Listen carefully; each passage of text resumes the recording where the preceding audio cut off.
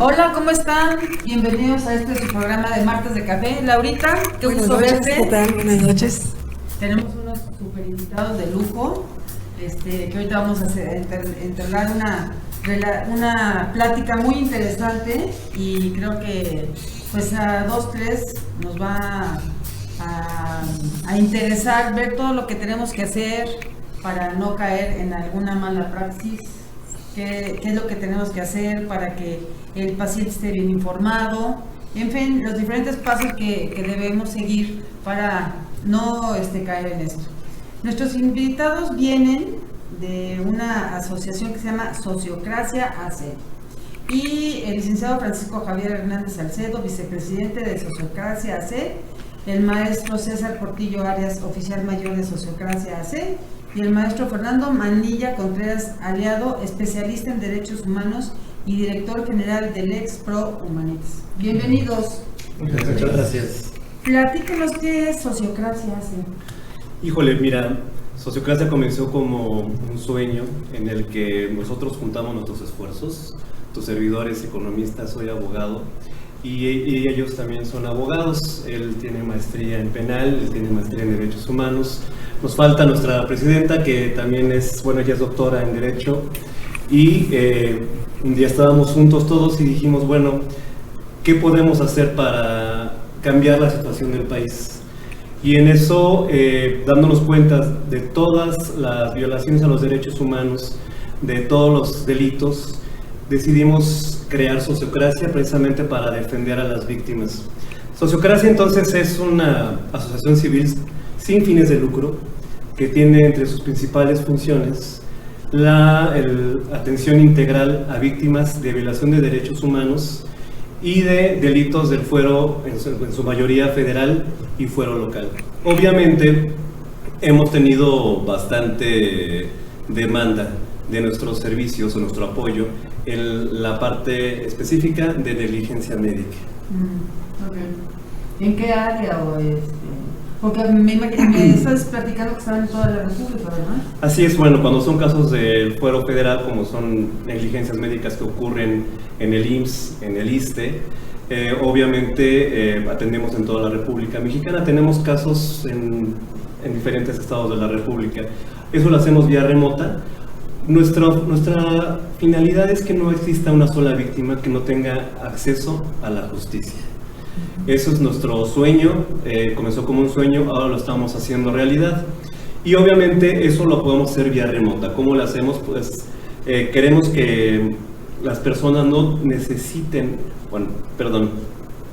muchas personas no se atreven a denunciar, muchas personas no se atreven a soñar con obtener justicia porque es hasta cierto punto caro contratar abogados. Encontrar abogados que tengan la capacidad y la ética de hacerlo en defensa de sus derechos también es complicado.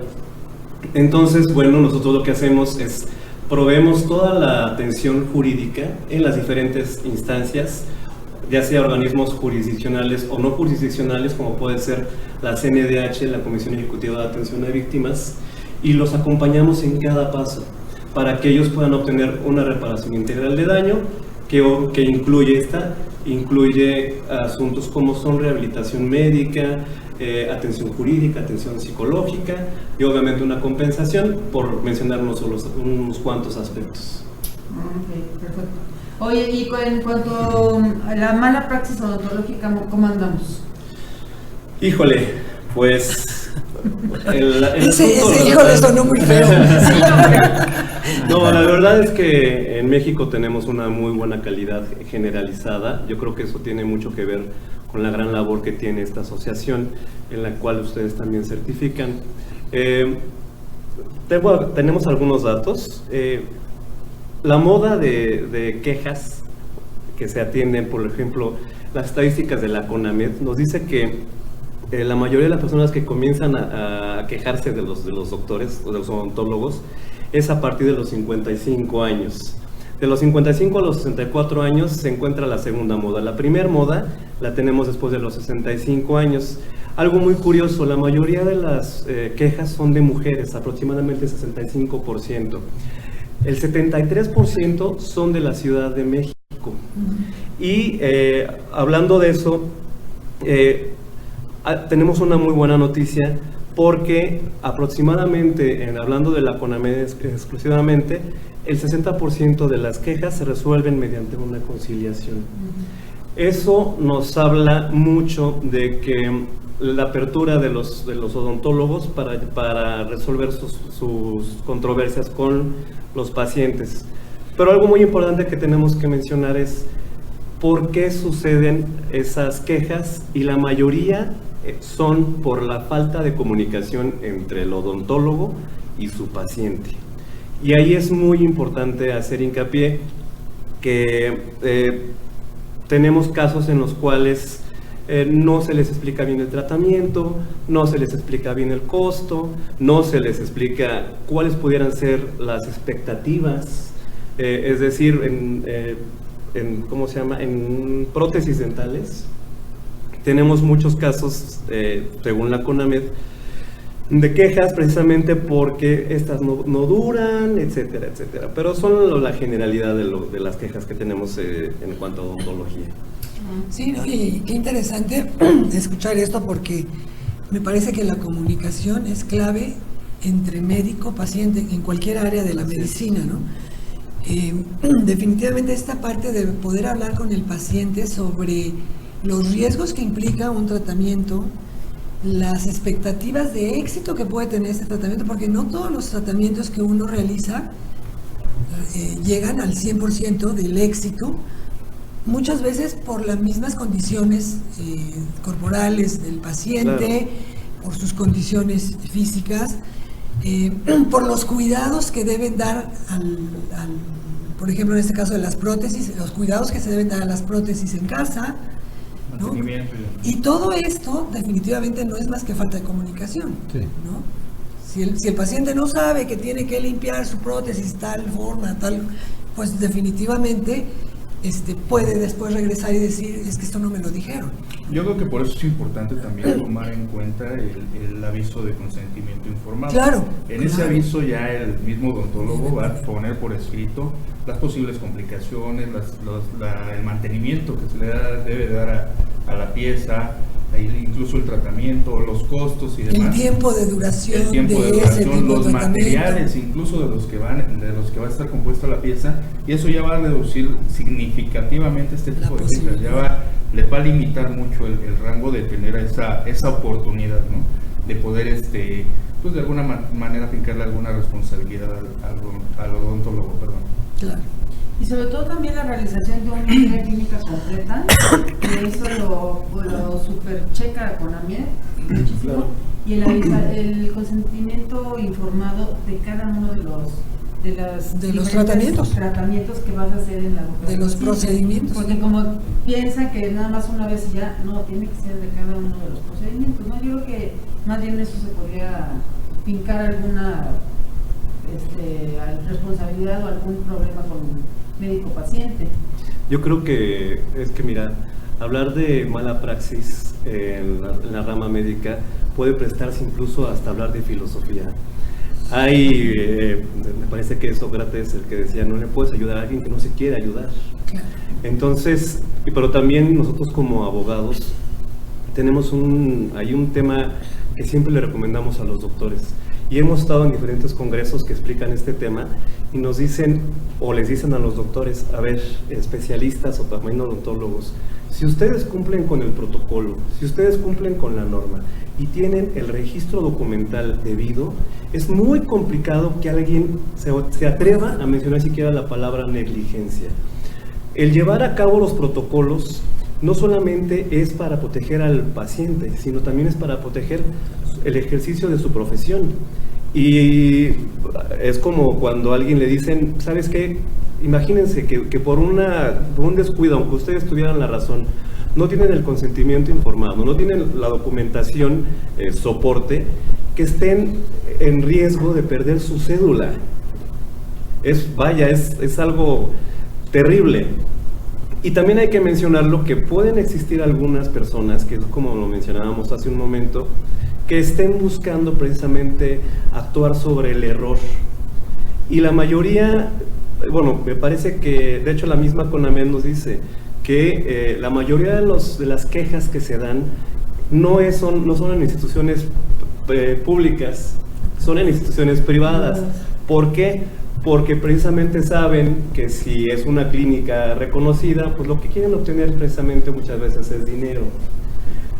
Hay pocos casos, ¿no? Nosotros, por ejemplo, en Sociocracia nosotros no hemos tenido un solo caso que la víctima quiera dinero. Lo que la víctima quiere es justicia, no es dinero. Pero en este caso en particular en odontología sí se puede dar, o que simplemente lo que ellos busquen es no pagar el tratamiento. Ahora, imagínense si de no pagar el tratamiento a perder la cédula, pues bueno, yo creo que la recomendación obviamente es cuiden su trabajo. No solamente teniendo la comunicación, sino también llevando la documentación soporte, la bitácora, porque hay que recordar también que tener un expediente clínico es un derecho humano. Entonces, ¿cómo te defiendes tú si no le das al paciente su expediente clínico en ese caso? Y tiene que estar firmado también de consentimiento, ¿no? Entonces, son cosas que se pueden prevenir. Y que más vale que, bueno, de hecho es más, la CONAMED también tiene un manual de buenas prácticas. El único problema es que está un poco desfasado, me parece que es del 2012. Así como tiene su manual en el caso de odontología, tiene para todas las ramas. Entonces, qué bueno que se den estos foros, porque precisamente les permiten a ustedes decirle a sus colegas qué medidas tomar para no tener ninguna repercusión. Claro. Oye, ¿y qué pasa con aquellos pacientes que así como que agarran al dentista con dolo y ahora le saco y ahora le hago? ¿A poco no? ¿No claro. Bueno, mira, nosotros en Sociocracia tenemos aliados médicos. Porque nos ha llegado a suceder que llega una persona que creemos nosotros que es víctima, y nos pasó recientemente con un caso en el cual nos da unos síntomas y dice, es que mi familiar comenzó con una bolita y de repente perdió y lo llevamos al IMSS y de repente perdió la movilidad y al tanto tiempo perdió la vida. Y tú como abogado dices, no, pues es negligencia, ¿no? Obviamente es negligencia, obviamente es negligencia. Pero ¿sabes qué? Que lo revisan nuestros especialistas médicos, a quien por cierto les mando un saludo al doctor Ángel Vanegas, que aparte es una persona, valga hacer el comentario, que da consultas gratuitas y da el medicamento de su propia bolsa en zonas rurales. Entonces un fuerte abrazo al doctor Vanegas. Entonces, por ejemplo, él revisa y nos dice, ¿sabes qué? Sí hay elementos para decir que es negligencia médica o no hay elementos para decir que hay negligencia médica. Es lo mismo en el caso de odontología. Nosotros, si nos llega un caso, decimos, a ver, revísalo antes de hacer cualquier cosa, ¿no? Y obviamente, mira, la CONAMED también tiene la facultad de hacer sus propios peritajes. Entonces, si su actuar estuvo bien, y como dijimos hace un momento, y no tuvo ningún tipo de error en la norma, pues no tiene de qué preocuparse.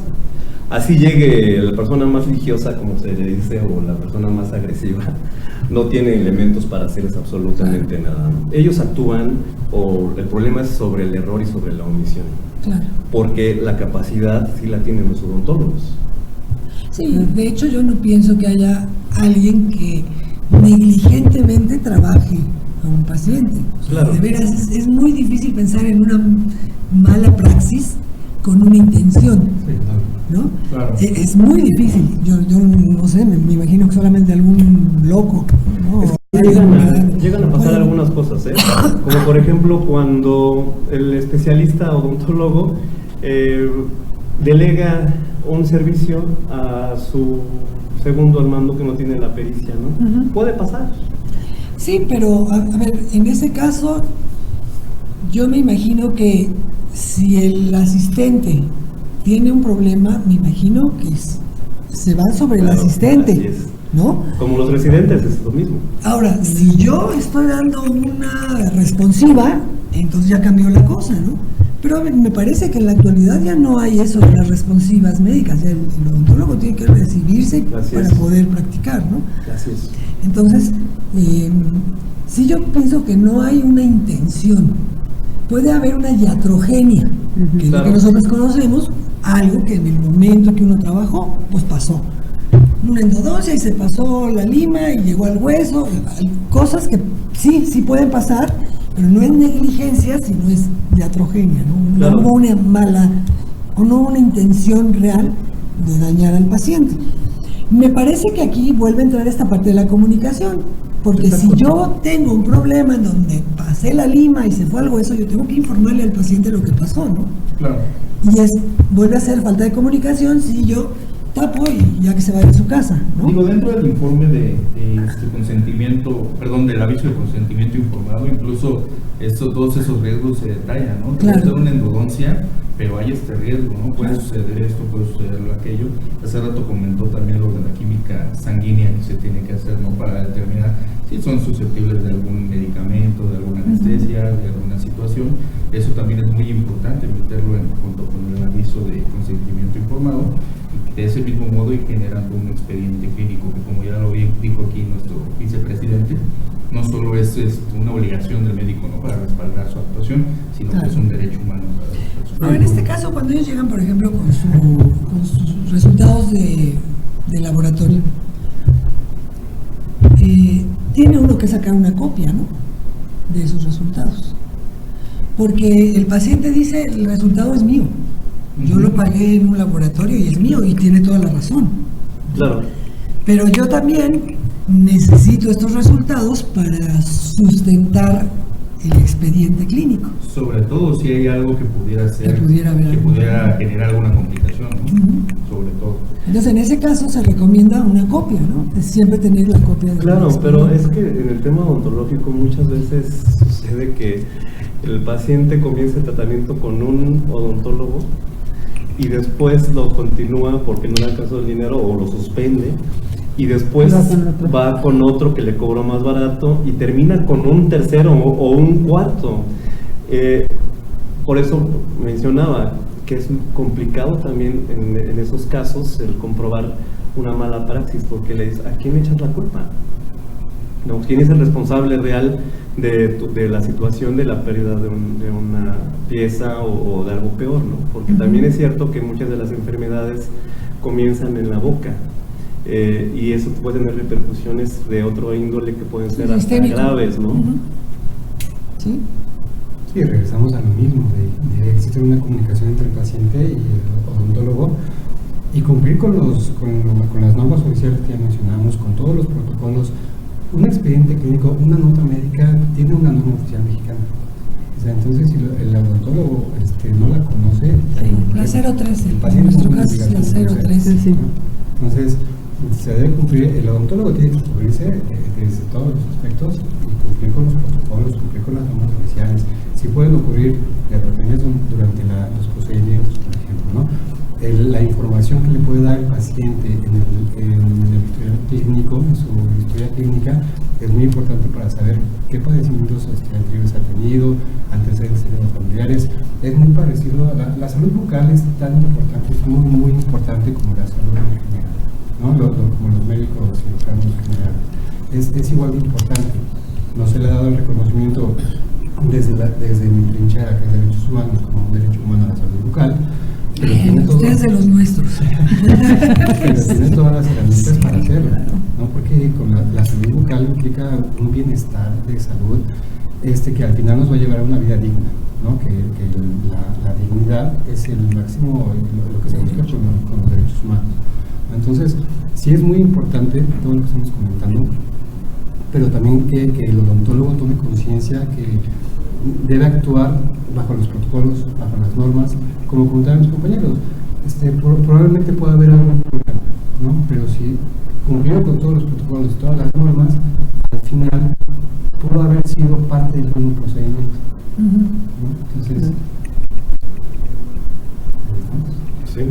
Ustedes hablaban hace ratito de la violación de los derechos humanos. Así es. ¿Cuáles son los derechos humanos que más se llegan a alterar o a violar? en todas las nosotros pues en todo y luego en odontología. Sí, bueno. de violaciones a derechos humanos en la asociación llevamos bastantes, desde tortura, maltrato, ¿verdad? Sí, en general tortura, por ejemplo, ¿no? Tratos crueles y inhumanos y degradantes, tenemos pérdida de la vida, negligencias médicas, más bien delitos de lesiones, secuestro, abuso ¿cómo se llama? Uso indebido de la fuerza pública, feminicidios. Sí, llevamos casi todas las violaciones a derechos humanos, y no solamente en la Ciudad de México, el Estado de México, Guanajuato, Reynosa, por ejemplo, donde más en Colima, ¿no? Morelos, el caso que estamos León, Irapuato, también de los bebés de Morelos que murieron a consecuencia de la bacteria Klebsiella en el hospital José G. Paz, muy reciente. Sí, fue el año pasado, ¿no? Entonces, todo ese tipo de violaciones a derechos humanos son las que nosotros acompañamos a las víctimas con el objetivo, como comentaba Francisco, de que obtengan justicia a través de una reparación integral del daño. No sé si quieren. En el caso de Morelos, desgraciadamente 10 bebés perdieron la vida ahí por una bacteria. Sin embargo, ese asunto en particular, en el video que estamos viendo ahorita, ese asunto en particular dio pauta a otras mamás que tenían a sus bebés en la clínica 76 infectados por la misma bacteria. Se comunicaron con nosotros, afortunadamente nosotros pudimos llegar a tiempo y ya tuvimos ahí acercamientos con las autoridades del Seguro Social, se les trató a los bebés a tiempo y ahorita gracias a Dios todos los bebés están bien. ¿Y a qué se debió la contaminación? Bueno, mira, recordando que somos abogados y no somos especialistas médicos, la Klebsiella es una bacteria coliforme que frecuentemente se encuentra en las heces fecales. En el caso del Hospital General de Morelos, José G. Parres, hubo, igual que como lo acabamos de mencionar ahorita, un nulo seguimiento a los protocolos de limpieza. Una bacteria que se pasa de una unidad de cuidados especiales neonatales, en las cuales los niños están en incubadora, los doctores no usaban guantes, no se lavaban las manos, usaban su celular en el hospital, etcétera, y al no vigilar los protocolos, comían adentro de la unidad. Entonces lo que terminó pasando fue que se contagiaron, al menos sabemos 10 bebitos, los cuales perdieron la vida. Por eso hablamos de una negligencia médica. En el caso de esta clínica que fue la 76, como dice César, llegamos a tiempo, pero además hay un aspecto que nos duele mucho a nosotros como mexicanos en las instituciones públicas, porque cuando ellos detectan que hay una epidemia de una bacteria o que hay una negligencia, ellos siempre se defienden, pero no solamente se defienden, sino que revictimizan a la persona y le echan la culpa. Entonces, aquí en la clínica 76, como fue en la clínica Parres, la secretaria de Salud, para que ustedes tengan una idea de qué finísima persona, culpó a las mamás de haber infectado a sus bebés, cuando la Klebsiella muy difícilmente se contagia por la vía vaginal. Entonces decían, no, pues ustedes ya traían la bacteria, ¿no? A otras mamás les decían, ¿sabes qué? Que ustedes no se cuidaron, ustedes son mamás muy jóvenes.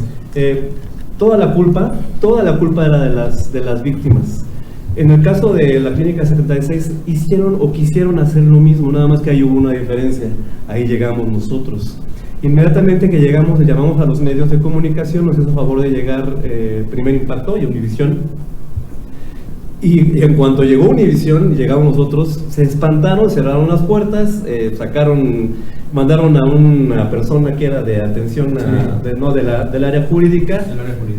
Hasta que nos enfrentamos con el director de la clínica y les dijimos, a ver, ya conocemos el caso de la Klebsiella y te voy a decir una cosa. De nuestra cuenta corre que si uno solo de esos bebés se muere o le pasa algo, o porque aparte la Klebsiella tiene secuelas, pues literalmente no vas a dormir tranquilo, por decirlo de una forma bonita. ¡Qué barbaridad! Sí, claro, porque vamos a hacer todo lo posible. Eso va a ser muy largo. Sí, claro.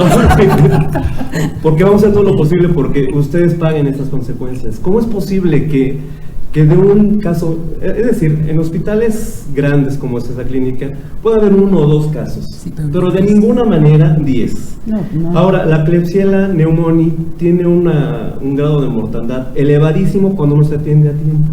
Y esa también es otra parte de la negligencia. O sea, tienen que hacer un canal endémico para conocer exactamente qué tipo de bacteria es y con qué antibiótico combatirlo. Bueno, pues nada de eso hicieron.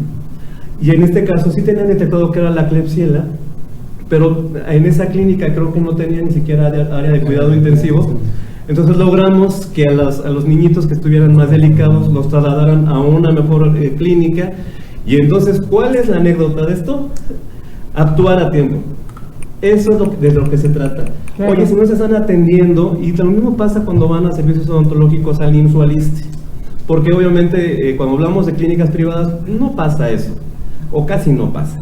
Pero si una persona va al IMSS o al ISSSTE y dice, oye, pues es que me están pasando la cita para dentro de 4 meses cuando no soporto el dolor de muela, oye, hay mecanismos para que hagas valer tu derecho, porque además es importante decirlo, la salud, el derecho a la protección de la salud, está en el artículo 4 constitucional, está en la Declaración Universal de los Derechos Humanos. Es un derecho, no es un favor que nos están haciendo, ¿no?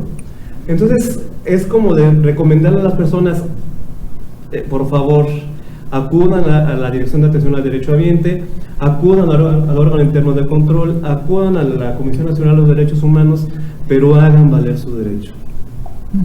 Claro, claro, sí. El chiste es saber cuáles son los derechos y tener el valor o la fortaleza de poder denunciarlo, ¿no? Claro, nosotros decimos algo que es, el ser víctima no es tu culpa, pero muchas veces el exigir que se cumplan tus derechos sí es tu responsabilidad. El exigir justicia sí es responsabilidad de uno. Y cuando se trata de la pérdida de la vida de alguien querido, pues, oye, qué mejor que exigir tu derecho y exigir justicia. Y para eso estamos nosotros. Muy bien. Bueno, pues vamos a un corte. Vamos a un corte musical y regresamos con nuestros invitados. A ver qué. Pues súper interesante. Sí, muy interesante, y aparte con la música original de los Beatles. Sí, caray. Bueno, yo tengo Bueno, unos por informes de primera educación. vez en el programa Martes de Sí, Café, pasamos una a pieza ver. de los Beatles. Tengo algo de educación continua para informarles.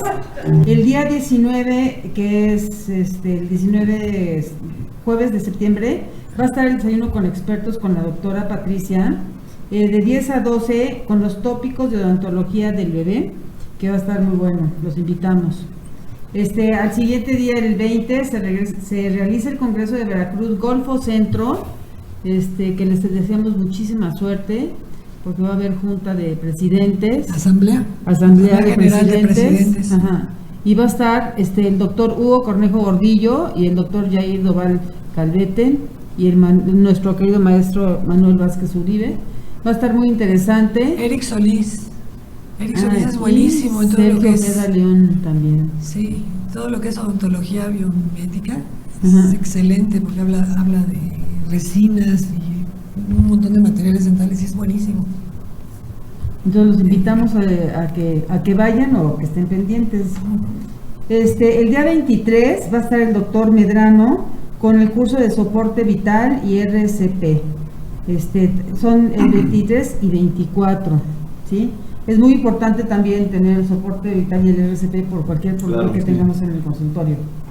El día 26 es el simposium del colegio en Tijuana, que también va a estar padrísimo porque a veces ahí los norteños se hacen muy buen grupo y muy buena integración. Entonces es un congreso bonito, la verdad. Y luego el 27, 28 y 29 es el concurso del doctor Buscos de implantología. Así que pues todo el mes lo tenemos muy completo. Ocupado, ¿Okay? muy ocupado. Pues seguimos con nuestros invitados. ¿Qué nos pueden decir ustedes de lo de la guardería de Sonora? Híjole, pues puede ser que ahí tengamos diferentes opiniones.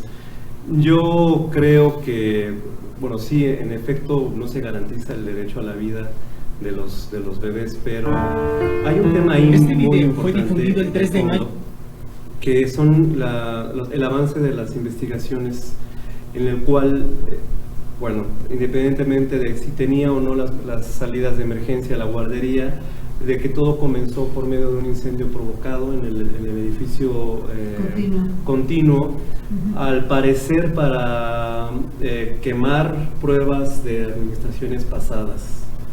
Entonces, me parece que en ese caso en particular, a mí me suena que sí hay bastantes culpas, bastantes responsables, independientemente de si la guardería tenía o no las características basadas en las normas del Seguro Social que debieron haber velado por la protección de los bebés que estaban ahí.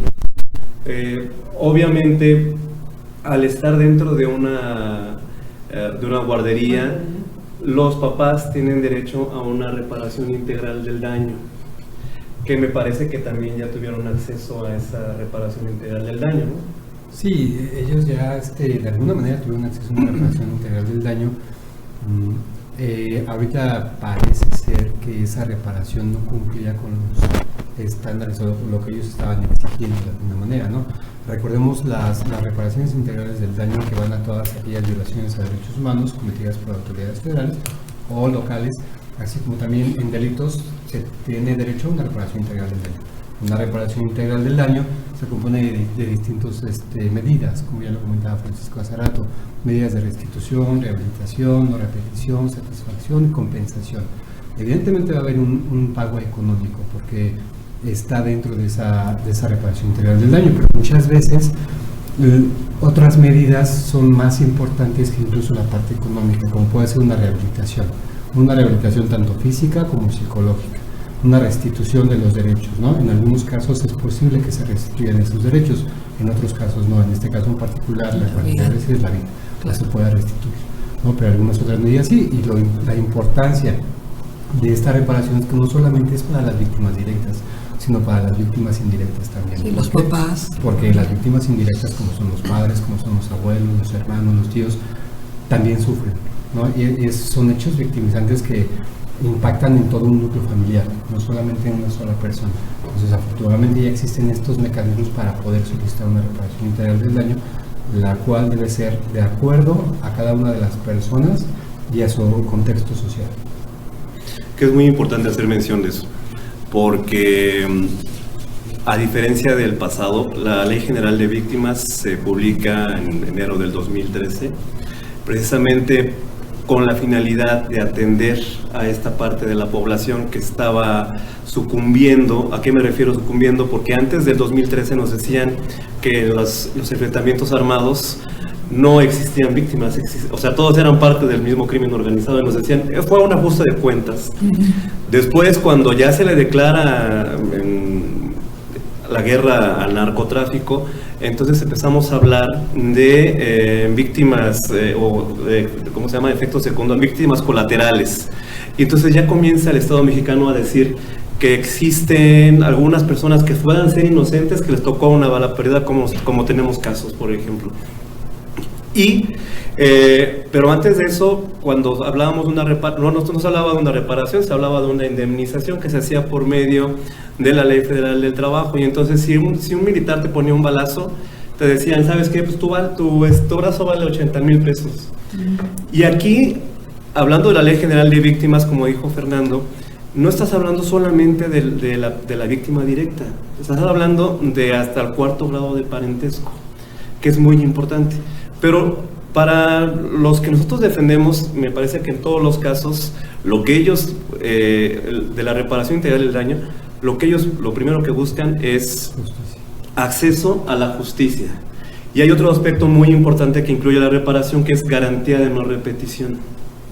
Entonces, en este caso, yo supongo que no se ha dado la reparación completa, integral del daño, a las víctimas de los niños de la guardería, porque para empezar no han tenido acceso a la justicia, y ese es el pedido que tienen la mayoría de los mexicanos, de las víctimas. El derecho a la verdad también es muy importante para las víctimas, porque saben en los medios lo que pasó, pero realmente no saben qué fue lo que pasó. Se pueden decir muchas cosas, pero no saben qué fue lo que pasó. Se pueden imaginar también qué pudo haber pasado.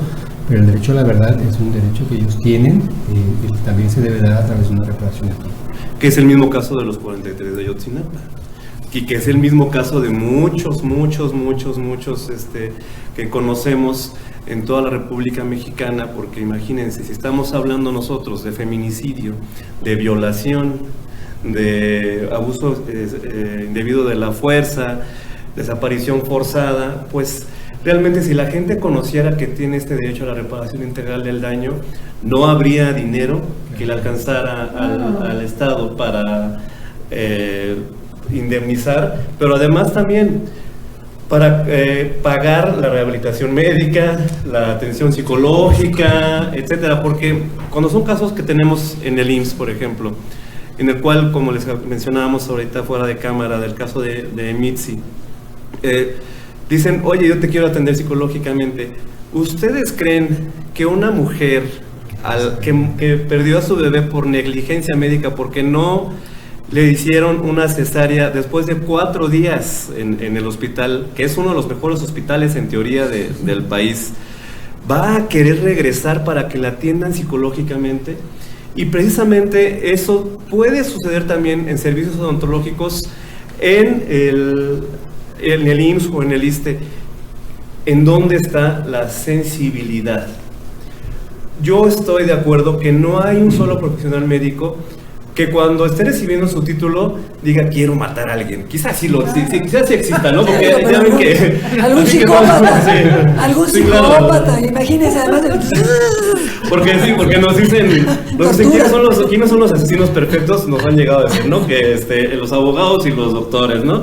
Y obviamente, pues vaya, quizá hay alguno que tenga algo de masoquismo, ¿no? No, más bien de sadismo, de como usted dice, ¿no? Que está haciendo, diga, órale, ¿no? Pero no, la mayoría lo hace por ayudar a la gente, que también como los abogados, ¿no? Nosotros estudiamos para ayudar a la gente, no para ser usureros, ni cobrarles de más, ni para, etcétera, etcétera. Entonces, partiendo de eso, quizás sea que en el camino perdamos un poco la sensibilidad, o quizás sea que nos confiemos también en la práctica, porque también a nosotros nos puede pasar, oye, una denuncia que no la fundamentas bien, que no la motivas bien, un recurso jurídico, etcétera, quizá también eso suceda de su lado, ¿no? Y que digas, es un procedimiento muy sencillo, que puede pasar y puedas tener algún descuido, pero lo dudo mucho. Sí, y que no será intencional, que era lo que yo me refería, claro, ¿no? Que puede pasar, pues sí, a todos nos puede pasar, todos estamos con la posibilidad de tener algún error, por supuesto, ¿no? Y lo vemos mucho con muchísimos casos que afortunadamente también existen en México y vale la pena decirlo. ¿Qué pasa con todos los odontólogos que dan consultas gratis a personas de escasos recursos? ¿Qué pasa con esos odontólogos que se van a esas zonas rurales para dar atención médica? Entonces no estamos hablando de que también los odontólogos se hagan odontólogos para ser multimillonarios, ¿no? y lucrar con eso, no. Todos, en teoría, bueno, la mayoría, tenemos una vocación. Y mientras hagamos valer esa vocación, me parece que hablando que estamos en septiembre, pues México será un país mejor, ¿no? Y volvemos a lo mismo, la empatía. Y la empatía también significa hablarle al paciente en el idioma que él se expresa. Claro. Claro. Porque ¿cómo le hacen ustedes, por ejemplo? A ver, ahora voy a cambiar la entrevista para ustedes. ¿Cómo le hacen ustedes cuando alguien no habla su lengua? Por ejemplo, que fuera una persona indígena. ¿Cómo le explicas tú a una persona indígena qué procedimiento vas a usar como una ortodoncia? Pues es que ya hay muchos en internet, todos los idiomas y todos los proyectos y tú lo pones, ¿no? Pero bueno, tienes la computadora, lo puedes con dibujos o con, mira, esto así, y el dolor, y hay muchas imágenes ya que podemos usar para hacernos entender las cosas, ¿no? O generalmente hay alguien que habla el idioma, que habla los dos. En esas comunidades que luego va uno a trabajar, generalmente hay alguien que les traduce. Sí, puede ser, claro. Sí. Que en medicina suele ser opuesto. Hay algunas comunidades rurales en las cuales las clínicas no tienen traductor. Y eso también es una causa de violencia gineco-obstétrica. Claro. Que es un tema que también a nosotros nos llega mucho, la violencia gineco-obstétrica. En la cual estás hablando también de la discriminación hacia la mujer indígena, de la agresión física, verbal, y todo lo demás, ¿no? O del marido, yo creo. Eso también. Sí, porque además yo creo que sí, hay ciertas comunidades en donde las costumbres y demás también, Sí, claro. y que pueden sentir agresiva la atención del médico debido a las costumbres que ellos tienen, ¿no? Sí, claro, mandan al pobre residente a dar consulta ginecológica, Sí. pero las costumbres de ahí No prohíben les que un permiten, hombre claro, vea a a una la mujer mujer, desnuda, sí. ¿no? ¿Y ahí qué haces? Sí. Bueno, sería cosa de preguntarle a los doctores, ¿verdad? Sí, pero yo creo que es algo que sí se da mucho, ¿no? Claro. Sí, en esas comunidades en donde además están tan alejados y tan olvidados del propio país, ¿no? Sí. Pues que viven muy en sus costumbres y que es muy difícil cambiar todos sus rituales, todas esas cosas, y están encajonados, ¿no? En lo que siempre han hecho desde... Y no se da solamente en comunidades. Yo trabajé en un centro de salud en áreas marginadas en la Ciudad de México y se daban Claro, ese sí. tipo de cosas. No, a mí me tocó la odontología y a mí no me tocaban mucho problema, pero yo veía a los médicos de lo que se quejaban y pasaba mucho eso. Sí. Pues precisamente por eso nosotros estamos comenzando también tenemos actividades legislativas. Hemos tenido muy buen acercamiento con algunos senadores. También aprovecho para mandarle un saludo al senador Alejandro Armenta, que hoy aprobó la nueva ley contra las empresas fantasmas, pero bueno, y la senadora Lucía Mesa, porque ellos nos han abierto la puerta, por ejemplo, para defender los derechos de los niños, de los niños que fallecieron en el Hospital General de Morelos. Otra de las cosas que estamos haciendo es precisamente apoyarnos en el Congreso Local de Puebla para eliminar la prescripción de los delitos sexuales, de corrupción a menores y pornografía infantil en Puebla, y lo queremos hacer también en todo el país. ¿Por qué? Porque muchas mujeres no denuncian el abuso sexual sabiendo que tienen 5 o 10 años para poder denunciar. Obviamente, si eliminamos ese periodo de prescripción, lo van a poder hacer después. Hay temas ahí como que nos dicen, bueno, pero las mujeres que fueron víctimas hace 20 años aplican. Claro que aplican, pero hoy día ya las niñas tienen WhatsApp, tienen correos electrónicos, tienen todas las celulares tienen cámara fotográfica y tienen otros elementos que pueden usar dentro de 20 o 30 años. Pues eso lo queremos hacer. Y otro de los temas también que nos importa mucho es precisamente la sensibilización, trabajar con el Instituto Nacional Indigenista, precisamente para toda la atención médica y que estas personas tengan la inclusión necesaria para poder comunicarse con su médico. Y también la sensibilización, porque estamos hablando de un tema médico, pero lo mismo sucede con los usos y costumbres cuando hablamos del machismo, de la violencia intrafamiliar. Sí, por ejemplo, planificación familiar, Sí, imposible planificación que familiar. se dé en esos lugares, ¿no? Sí, pero tenemos los dos lados de la moneda. Tenemos los casos en los cuales ni siquiera les preguntan a las mujeres y les suministran métodos anticonceptivos, ¿no? Sí, y la mujer tiene que estar informada y tiene que haber aceptado. Así es. Antes en el Seguro Social se hacía mucho las arqueologías Así es. para que no tuvieran bebés y no les No avisaban. les informa violaciones a derechos ¿No? humanos. Y eso también es una violación a los derechos humanos. Como hemos visto, la verdad es que la difusión de todos esos derechos humanos y de los mecanismos ha ido incrementándose, aunque tengo que ser muy sincero con una cosa. La Ley General de Víctimas casi no se conoce.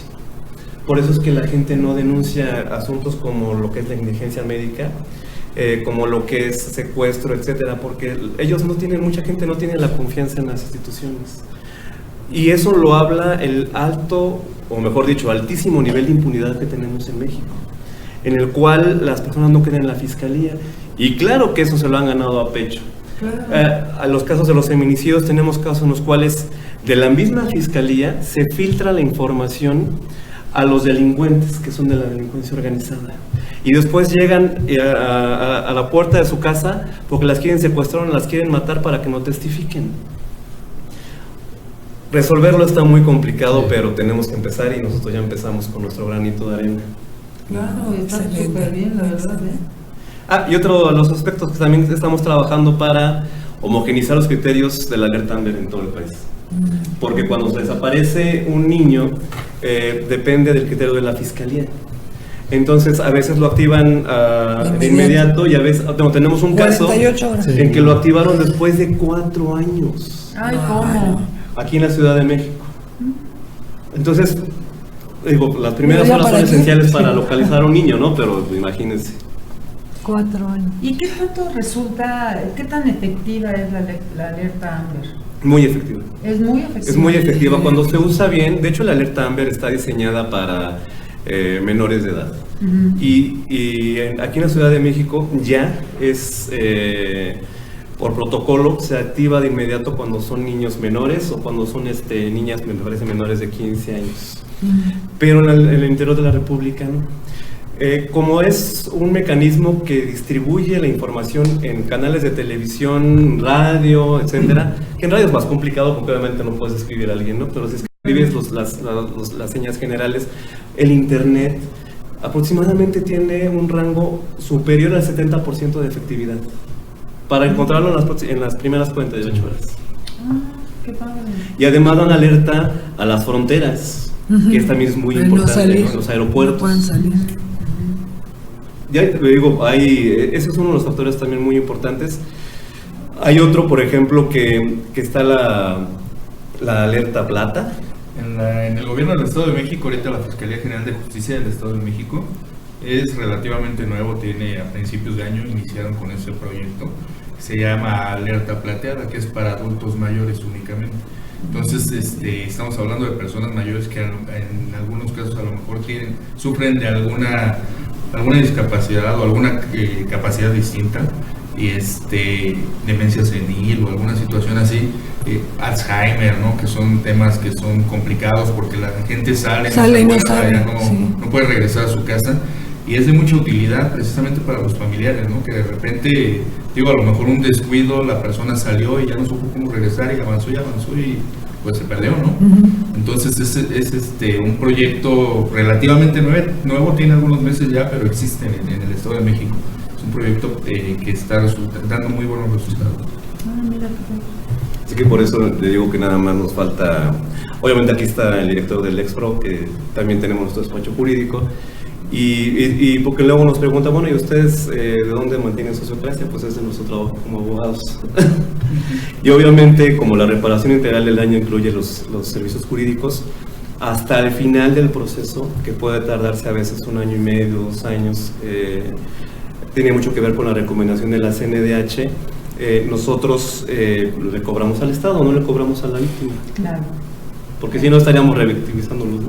Claro, sí, es parte del mismo proceso. Así es. Oye, ¿y un proceso de alteración de los derechos humanos tiene vigencia cuánto tiempo? ¿1 año, 2 años o nunca caduca? ¿Puedes tú presentar el problema en cualquier momento? Una queja cuando uno presume que se vulneran sus derechos humanos, ante la Comisión Nacional de los Derechos Humanos y las comisiones estatales, el término es de 1 año, ¿no? Pero hay una excepción cuando son violaciones graves a derechos humanos. Cuando son violaciones graves, no hay término. No puede ser tortura, puede ser pérdida de la vida, ¿no? Pero el término general es de 1 año.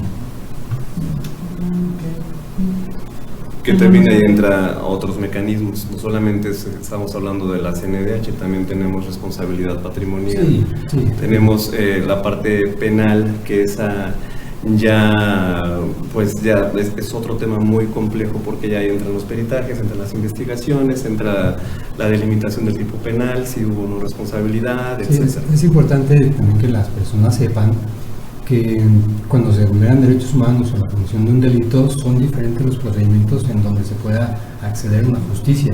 Tenemos la parte no jurisdiccional, como es la parte de la Comisión Nacional de los Derechos Humanos o las comisiones estatales, en donde se va a solicitar que la comisión intervenga para que se acrediten violaciones a derechos humanos. Tenemos la denuncia penal, por ejemplo, ¿no? También tenemos una responsabilidad patrimonial del Estado, tenemos una responsabilidad civil. En el caso de los odontólogos, por ejemplo, si trabajan en instituciones del Estado, sería violaciones a derechos humanos. Si trabajan en instituciones públicas, sería una responsabilidad civil, ¿no? Dependiendo de la competencia en la que ellos se encuentren. Pero son distintas vías que tienen las víctimas para poder acceder a una justicia. Una no debe excluir a la otra víctima. Si no hay una conciliación en CONAMED, por ejemplo, entonces ya se van a lo civil, Así La es. parte penal.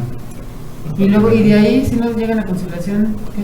No, es que Libertad. allá ya no es conciliación, ¿no? Bueno, en la parte civil sí, digo, bueno, en las dos partes, dependiendo el hecho delictivo del que se trate en materia penal, sí puede alcanzar algún mecanismo de solución alternativa, y dentro de un mecanismo, pues obviamente viene la indemnización, un acuerdo reparatorio, ¿no?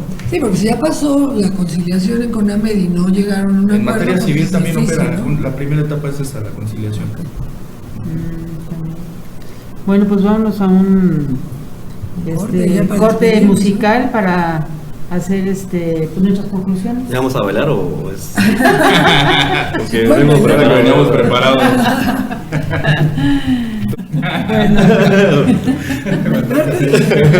Ya casi ni martes. No. Bueno, queremos tener unas pequeñas conclusiones que ustedes nos puedan decir, que nos puedan ayudar a nuestros radioescuchas y que haya empezado del programa y pues todo, un poquito. Claro que sí. Pues yo comenzaría recordándole a su amable audiencia que el derecho a la protección de la salud es un derecho que está garantizado en el artículo 4 de la Constitución y que también está contemplado dentro de la Declaración Universal de los Derechos Humanos, que hay instancias a las cuales acudir en caso de negligencia o de mala praxis médica, y que hagan valer esas instancias, y que Sociocracia precisamente está para asesorarlos y apoyarlos en cada una de esas etapas. Sí, bueno, si me permite, a mí me gustaría hablar de conclusiones, que la comunicación que estamos practicando. Es muy importante la comunicación entre paciente y su odontólogo para poder llegar a un buen pronóstico, a un buen tratamiento, pero es básica la comunicación que debe existir entre ambos. Y bueno, ya para cerrar igual, confirmando lo que está diciendo nuestro compañero Abraham, efectivamente, como lo tocamos el tema hace rato, del informe el aviso consentido, es muy importante manejar un expediente clínico. Para mí sí me queda claro que es para respaldar sobre todo la actuación del odontólogo. Sí sería muy bueno que todos los odontólogos tuvieran esa práctica, ¿no? de respaldar su actuación con un informe justificado, así ya pasado a un expediente clínico, ¿no? Donde obrara todos los datos del paciente y todos los tratamientos, todo lo que se tiene que hacer para que tuviera ese respaldo. Eso es lo que debería de pasar, ¿no? Yo tengo nada más una duda. Por ejemplo, yo creo que primero es prevenir. Yo me basaría primero en cómo saber escoger a un buen odontólogo. ¿Qué elementos puedo, con qué elementos puedo contar? Sí, exacto, ¿no? Para que yo diga, si es buen odontólogo o no es buen odontólogo. Sé que ustedes como asociación certifican, pero no solamente certifican a los... Allá estoy entrevistándolas. No solamente certifican a los odontólogos, sino aparte certifican a los colegios, se certifican a las academias y universidades, me parece, ¿no? Y clínicas. No, trabajamos con ellos a la par. Ajá. O sea, tenemos mucha comunicación con las universidades. El Colegio Nacional de Cirujanos Dentistas en este momento tiene a su cargo, a través de mí, la coordinación de la Comisión Técnica Consultiva de la Dirección General de Profesiones. O sea, me tocó ahorita representarlo por parte del Colegio Nacional, es quien tiene la representación ahorita de esta coordinación. Y a través de esto y a través de las mismas, el propio presidente del colegio, actualmente el doctor Carlos Carmona, y en su momento el presidente que esté en turno, tiene mucha comunicación con la Federación de Escuelas y Facultades de Odontología, y entonces a través de esto se tiene la comunicación con las universidades y actuamos como asesores, actuamos como participantes de todo lo que son programas educativos y todo, que lo mismo se hace en la comisión técnica. Trabajamos con AEDO, que es el Consejo Nacional de Educación para la Odontología. Ahí están varias de estas universidades de las que estamos hablando. trabajamos con la Asociación Dental Mexicana, a la par con nosotros, que somos quienes organizamos este procedimiento de certificación de los odontólogos, y lo hacemos con Ceneval. El Ceneval es quien nos maneja, es como tercera parte, el examen de certificación. Y bueno, pues con todas las asociaciones y todas las instancias, trabajamos con CONAMED cuando solicitan alguna opinión, se manda algún odontólogo. Pues estamos como muy inmersos en todo lo que es, tenemos representación en todas estas instancias que trabajan la en toda la República. En toda la República. Nosotros tenemos colegio en toda la República. Entonces, nuestros representantes en los colegios de la República también trabajan en los estados donde están.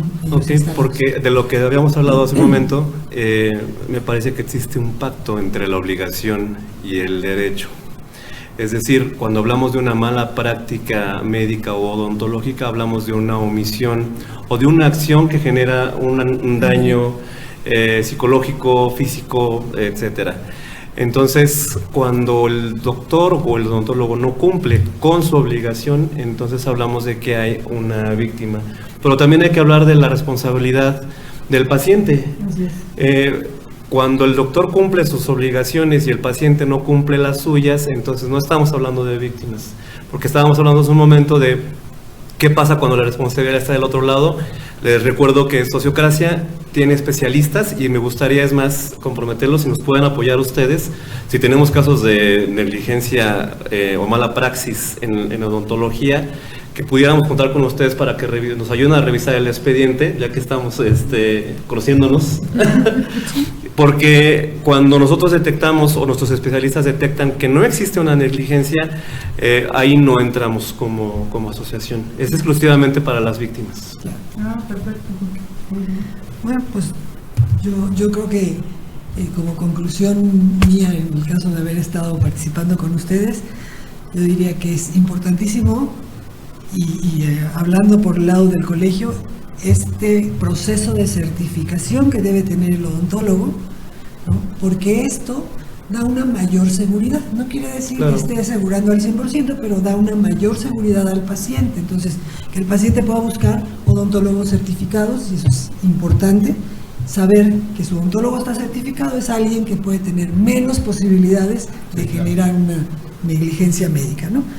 Y la otra cosa que platicábamos, esta importancia de tener documentado todo un expediente, ¿no? Todo lo que uno hace tiene que estar documentado, firmado por el paciente, porque eso, como decía César, es parte de esta seguridad también, no solo que le da uno al paciente, sino también la seguridad como odontólogo en la práctica que uno realiza, ¿no?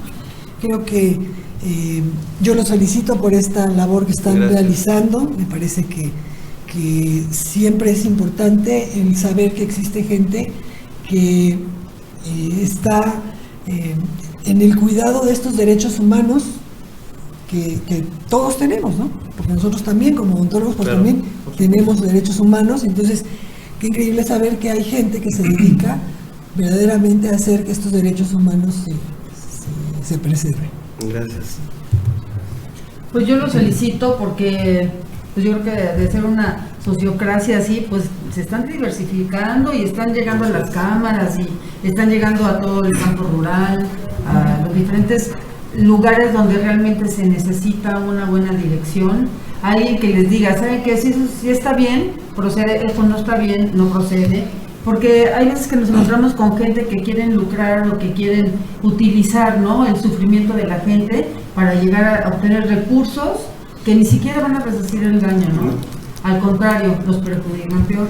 Y si ustedes están utilizando también hasta recursos, no sé, psicológicos o tanatológicos, pues sí, bueno, eso creo que es un buen principio. Y sobre todo la preservación de los derechos humanos que ahora tenemos tan encima y que no debemos dejar que se violenten, al contrario, debemos respetarlos. Exacto. Pues gracias por estar aquí. Y exigir que se nos respeten. Gracias a ustedes. Bueno, el Colegio Nacional de Cirujanos Dentistas, Fundación Dr. Manuel Rey García, otorga el presente reconocimiento al licenciado Francisco Javier Hernández Salcedo por su participación en Martes de Café CNCD Radio con el tema Derecho a la protección de la salud y medidas de acción de la población en caso de negligencia médica. Por la Odontología Mexicana, Ciudad de México, septiembre 10 de 2019, y lo firma nuestro presidente, el doctor Carlos Carmona Cetina. Ay, muchas gracias. Con el mismo texto, No venía preparado. al maestro Fernando Manilla Contreras y Felicidades. al maestro César Portillo Arias. Muchas gracias. Muchísimas Muchas gracias. Pues gracias por estar aquí y pues esperemos seguir en contacto para seguir platicando en otro martes de café. Cuando ustedes nos inviten, con todo gusto aquí vamos a estar. No, y gracias también por la invitación que le hacen al colegio de participar en esta No, acción nosotros tan, encantados. tan loable. La verdad es que es algo que tenemos que hacer como sociedad juntos, por eso nos llamamos sociocracia. Así es. ¿no? Pues muchas gracias. Gracias. Buenas Nos noches. vemos en otro martes de café En dentro de otro 8 martes de días. café. Felicidades y feliz grito a todos. Sí. Que la pasen muy bien.